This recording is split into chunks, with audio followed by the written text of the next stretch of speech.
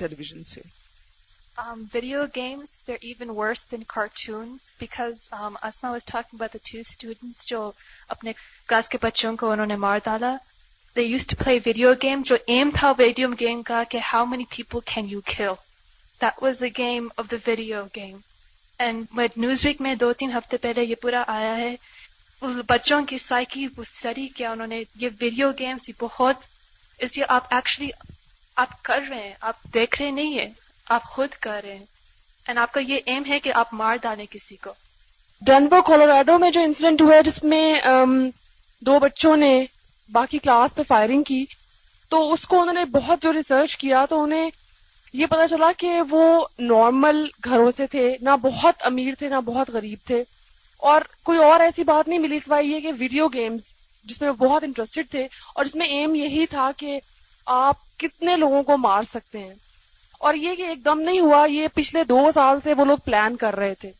اور ان کے ایک نیبر نے یہ بھی رپورٹ کیا کہ اس نے ایسی کوئی بات سنی تھی کہ وہ باہر سے جا رہا تھا اور یہ اپنے ڈرائیو وے میں یا کار کے پاس کہیں بیٹھے, یہ کوئی ان میں سے ایک پلان کر رہا تھا اور اس نے رپورٹ بھی کیا تھا پولیس کو.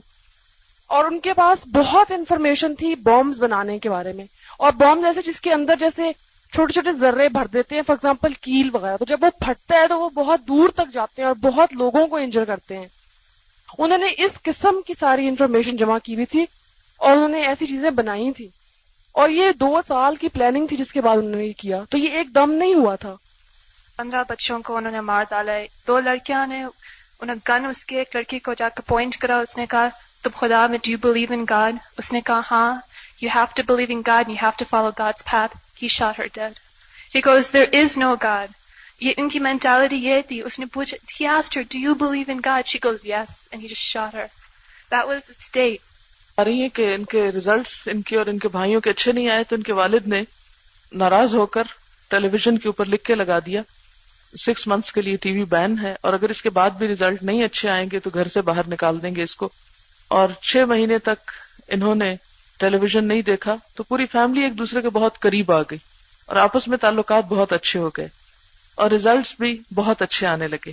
تو اس کا صرف ایک ایفیکٹ یہ نہیں ہے کہ وہ ایک فحاشی اور وہ سب کچھ سکھا رہا ہے, یہ تو ہماری خاندانی زندگی اور نظام اور فیملی لائف کو تباہ کر رہا ہے کہ آپس کے تعلقات جو ہیں, کوئی مہمان آتا ہے تو اس کا آنا ناگوار ہے کہ جی ڈرامے کے ٹائم پہ کیوں کوئی آ گیا ہے, وہ ڈسٹرب ہو رہا ہے. اور اسی طرح لوگ آ کے بیٹھے رہتے ہیں, بس تھوڑی سی بات کی اور دھیان ادھر ہوا, یعنی انسانیت اور مروت تک ختم ہو کر رہ گئی. اچھا الادین, اس میں وہ دکھاتے ہیں کہ ایک شاپ کیپر ہے اور وہ فروٹ بیچتا ہے, تو ایک بچہ آتا ہے اور وہ سیب اٹھانے کی کوشش کرتا ہے تو وہ شاپ کیپر اس کے ہاتھ پہ چھری مار کے اس کا ہاتھ کاٹ دیتا ہے. اور ایکچولی کیا دکھایا جا رہا ہے کہ مسلم جو ہیں ان کے ہاں چوری کی سزا ہاتھ کاٹنا ہے, اور کارٹونز کے ذریعے میسج کیا کنوے کیا جا رہا ہے اسلام کے اگینسٹ. پاکستان میں جو بھی پروڈکٹس آئی ہیں فورن سے, مختلف مشینری وغیرہ, تو ان کی قیمتیں تو بڑھتی ہی چلی گئیں.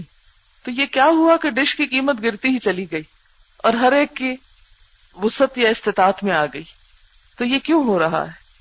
اس آیت میں آپ دیکھیں کہ خاص طور پر یہ بات جو ہے نا, وَأَجْلِبْ عَلَيْهِمْ بِخَيْلِكَ وَرَجِلِكَ, چڑھا لا ان پر اپنے سوار اور پیادے, یعنی جیسے فوجیں شیطان کی, یوں محسوس ہوتا ہے آیت کو پڑھ کے کہ عمڈی چلی آ رہی, اور جو کچھ کام ہو رہا ہے وہ یوں لگتا ہے کہ جیسے فوجوں کا ہی کام ہے, ایک آدھ شخص کا نہیں ہے. وَشَارِكْهُمْ فِي الْأَمْوَالِ وَالْأَوْلَادِ, اور ان تمام چیزوں کو جن کا ابھی ہم نے ذکر کیا, بنیادی طور پر ان سب کے پیچھے مال انوالو ہے, اور مال کا حصہ اس میں جاتا ہے, یا مال کمانے کا ذریعہ ہے یا مال لگانے کی جگہ ہے, اور ان چیزوں میں خوشی خوشی مال لگایا جا رہا ہے. پھر کسی حد تک یہ چیزیں اسٹیٹس سمبل بھی بنتی چلی گئی, فخر کا ذریعہ بن گئی. اور اگلی چیز جس کی شیطان کو سہولت دی گئی, یعنی پہلی چیز تو مہلت دی گئی, پھر اس کے بعد استفزاز آواز کے ذریعے, اپنے سواروں کے ذریعے, فوجوں کے ذریعے, اور پھر مال اور اولاد میں شرکت کی آزادی, اور وعدہم, اور ان سے وعدے کر.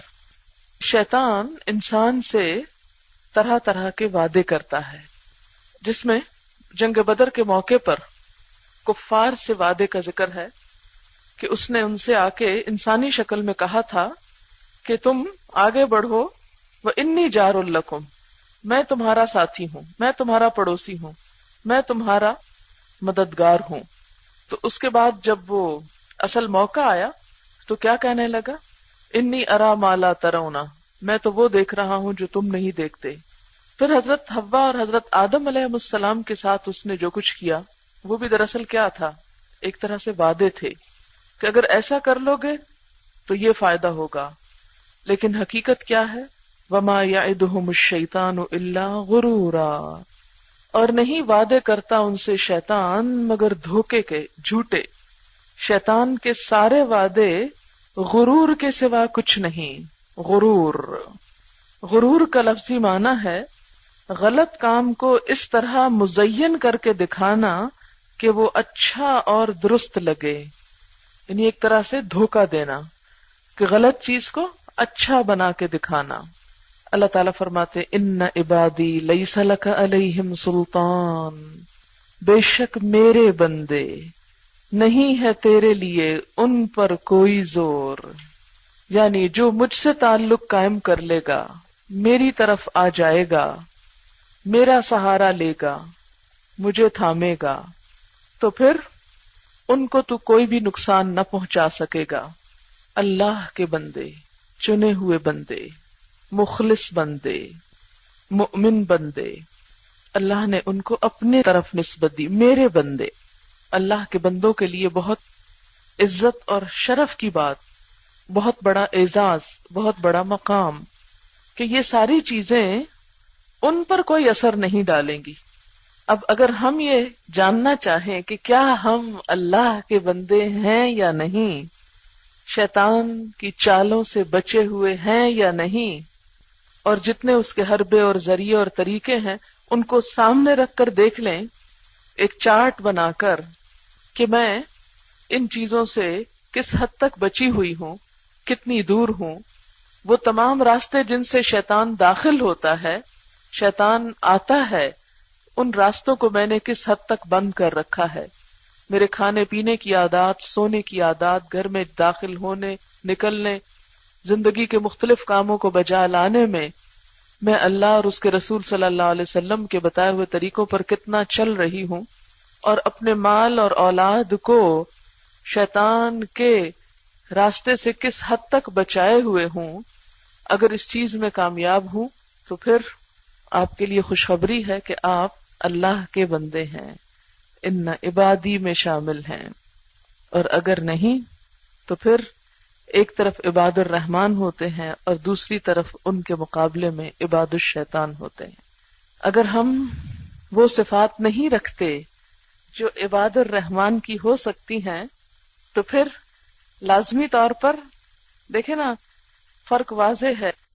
بہرحال تو بات یہ ہو رہی تھی کہ شیطان کی چالوں اور شیطان کے زور اور شیطان کے غلبے سے بچنے کے لیے پھر ہمیں کیا کرنا ہوگا؟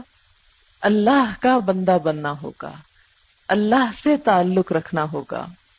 اور پھر فرمایا وَكَفَى بِرَبِّكَ وَكِيلًا، اور کافی ہے تیرا رب حافظ و ناصر. ابھی جب وہ فری میسنز کی بات ہو رہی تھی اور ان کی چالوں اور پروپیگنڈے اور شیطانی چالوں کی، تو میں نے دیکھا کہ بہت سی بچیاں سہمی بیٹھی ہیں، خوف زدہ سی ہیں کہ اب ہم کہاں سے بچ سکتے ہیں، کیسے اس سے نکل سکتے ہیں جب وہ اتنے طاقتور ہیں. تو سلطان کا مطلب کیا ہے؟ غلبہ، عروج، طاقت، قوت، وہ سب کچھ سلطان کے ایک لفظ میں آتا ہے جس سے آپ کسی بھی قسم کی پاور سے تشبیہ دے سکتے ہیں. فرمایا تیری قوت یعنی شیطانی قوت، شیطان کا غلبہ، وہ عروج، وہ زور میرے بندوں کو کچھ نقصان نہیں دے سکے گا، میرے بندوں پر وہ اثر انداز نہیں ہوگا.